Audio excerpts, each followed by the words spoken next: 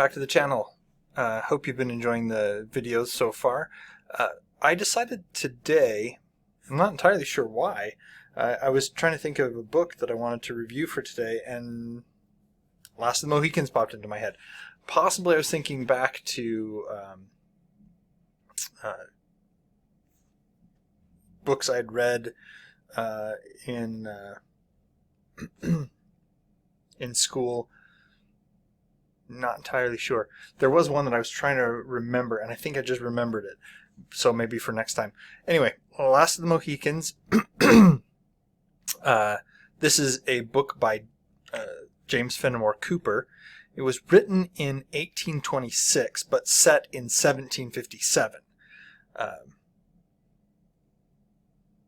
trying to remember. So I read up on some of the background. This is actually the second book in a series. There's 5 books in the series. Where did it go? It's the second book in the Leatherstocking Tales pentalogy. And yeah, so the Deerslayer is set first, but it was written third. And so it's the Deerslayer, the Last of the Mohicans, the Pathfinder, the Pioneers, and the Prairie. And they were written in 1826 was the Last of the Mohicans. The Pioneers was written in 1823, and the Prairie was written in 1827. So that's the second, and then the fourth and the fifth novels. And then we have the Pathfinder, which ends up being the third novel, and that was written in 1840. And then we have the Deerslayer, which apparently was written last but comes first. So this is a historical novel. It was set in the United States pre-colonial era, around New York. Cooperstown, if I remember correctly, is kind of the area where it was set, and Cooperstown is where James Fenimore Cooper grew up. Apparently, Cooperstown was established by his father. So, yeah. Anyway, what I found was interesting about this, this is one thing that they did not talk about when we read this back in junior high for me, 8th grade. But apparently, one of the reasons why this is called The Last of the Mohicans is because at this point in history, in the 1820s, the people in the United States and possibly some parts of the English-speaking world at that point in time, they were convinced that the Native Americans were disappearing, were dying off, something of that nature. There was a lot of westward expansion at the time, and so because of that, you had these settlers who would go into an area, find it had Native Americans that were living there, and then or explorers would find the Native Americans. When settlers came later, there were no Native Americans, so possibly they were thinking, well, they were dying out, and in fact, they may have been. There are estimates that millions upon millions of Native Americans died at this point in time because they were exposed to diseases that they had no natural immunity for. The colonists had built up those immunities over hundreds and hundreds of years, and they introduced these diseases to the New World where they had never been before, and they swept through and decimated large swaths of Native Americans. So there was a possibility of that, but also it could be that because of the westward expansion, the Native Americans in the area, they may not have had any permanent settlements, and because they didn't have any permanent settlements, there was nothing tying them to that particular area other than, it's traditional, and so they may have felt that it was in their best interest to just pick up and move. And because of the transitory nature of their settlements, they could just pick up and move. And so it was appearing that the Native Americans were disappearing. So that's one of the things that is kind of addressed. I don't know if addressed or explored, but anyway, it kind of informed the story of the Mohicans. Now, the Last of the Mohicans is actually set during the French and Indian War, which is basically the New World extension of the 7 Years' War.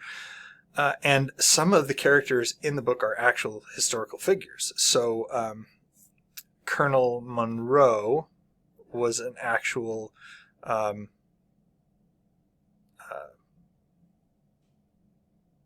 was the actual garrison commander of Fort William Henry. And there was Major General Louis Joseph de Montcalm, who was the French general that besieged the fort. And so these are actual historical people.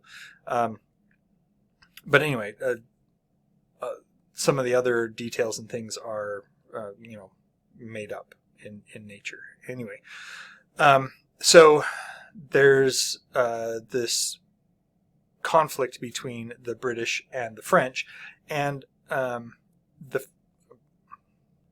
reason this is called the French and Indian War is because, from the perspective of the American colonists and things, they were fighting the French and the Indians. Not to say that they didn't have their own allies among the Native Americans. They did, but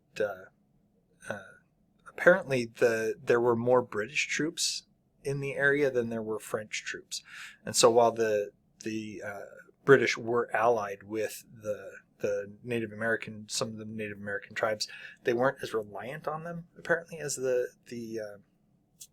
French. So anyway, there's a relief column of soldiers going to Fort William Henry, and they are traveling with Cora and Alice, who are the daughters of Colonel Monroe, are traveling with them. There's also Major Duncan Hayward, and apparently another man named David Gamet, who was a singing teacher. A lot of this I don't remember, because I read it so long ago. I remember a lot of things about it. I remember Hawkeye, I remember Chingachgook, I remember Uncas. I remember that Alice and Cora were ended up being captured by another tribe. But there's a lot of those details that I just don't remember after all these years. Anyway, the soldiers and things, they are traveling to Fort William Henry, and they are being led by a man named Magua. And they end up running into a man named Natty Bumpo, and Natty Bumpo is traveling with Chingachgook and Uncas. Now, I didn't remember that Natty Bumpo was Hawkeye's real name.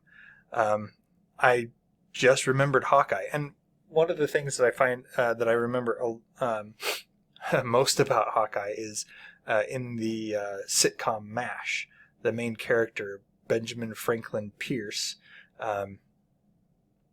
he was called Hawkeye. Now, the reason he was called Hawkeye was because that was his dad's favorite book, Last of the Mohicans.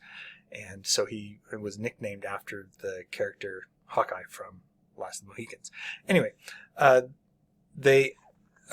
these three confirm the suspicions that that Magua might not be who he says he is, and in fact he is a scout for a different tribe of Native Americans who are allied with the French, and he's been leading them astray.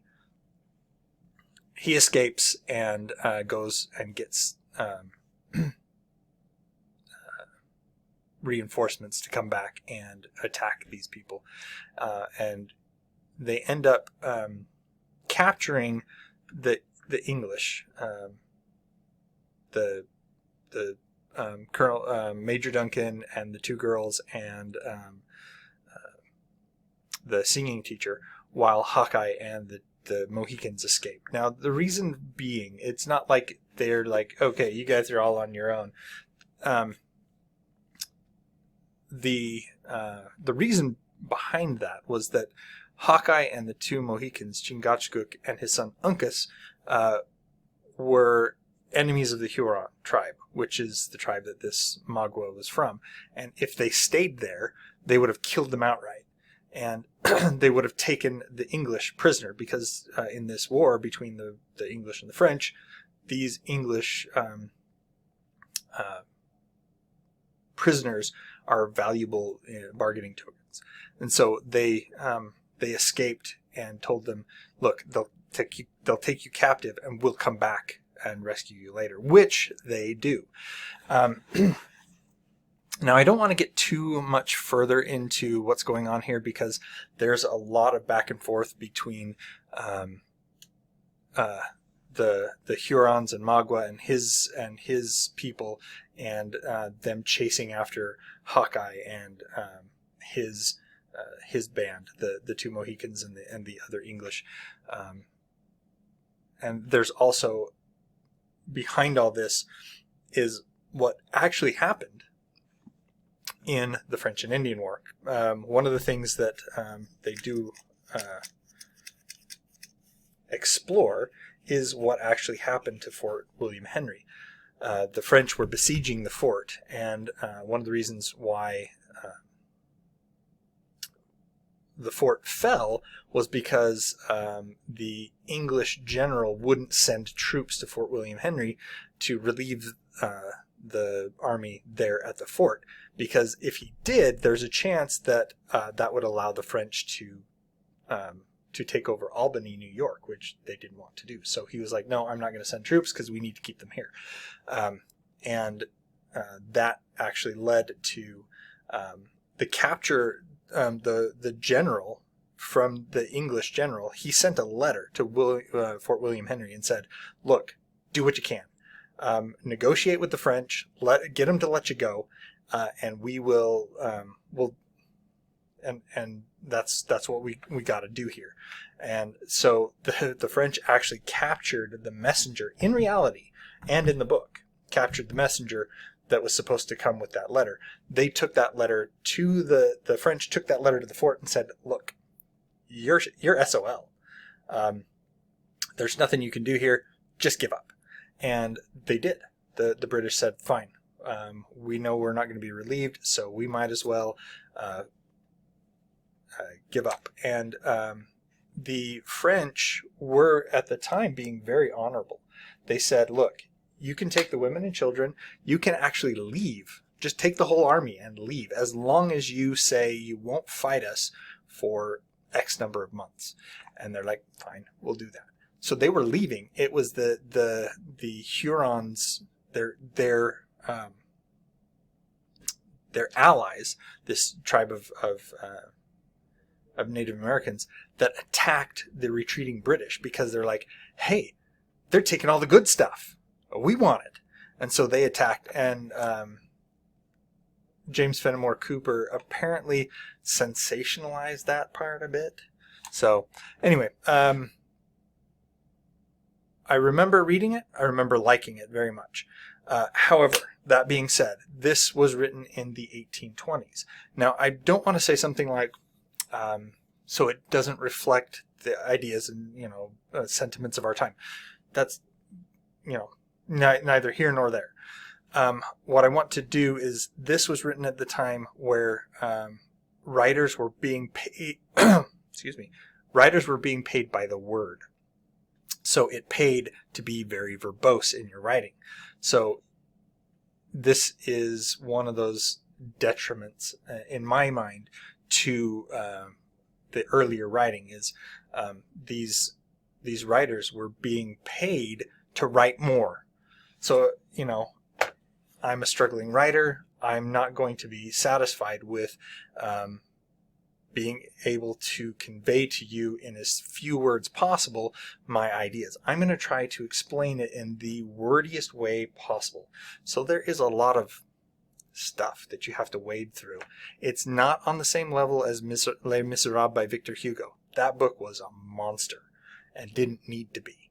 It should the editor should have just hacked that thing to pieces and said, "Look, this is way too much, Victor. You got to chop this down." But that being said, it does fall into that this is way too wordy camp, but still good. So anyway, Last of the Mohicans by James Fenimore Cooper. There's a lot of that dynamic between the different factions, and both sides trying to gain the upper hand over the other side, even to the point where the Native American tribes are doing that to each other as well. So that being said, if you're interested in that period in time, that history of the United States, and kind of that fictionalization of it, it's a good book to read.